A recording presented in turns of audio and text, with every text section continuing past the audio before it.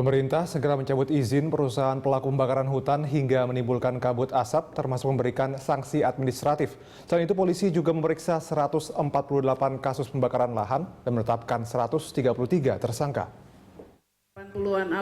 Kementerian Lingkungan Hidup dan Kehutanan mencatat sebanyak 160 perusahaan terindikasi sebagai pembakar hutan di Sumatera dan Kalimantan.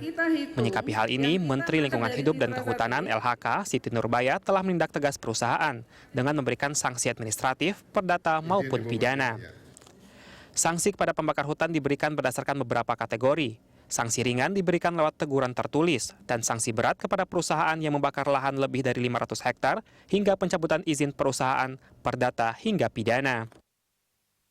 Kita lihat di Sumut itu PT SSL, ada koperasi yang ini yang saya bilang tadi kita harus identifikasi lagi, ada yang diserahin ke AGU. Kita lihat yang di Riau, lihat SPM, SPA, SRL, HSL. Nah, ini kan ada yang diantara ini kan yang udah ke Polri bilang udah masuk pidana kan. Beri peluang kepada gubernur untuk mencabut, kita kasih waktu. Kalau enggak berapa lama? Jangan lama-lama kali, paling enggak 3 hari sampai 1 minggu. Kalau enggak ya menteri aja yang cabut.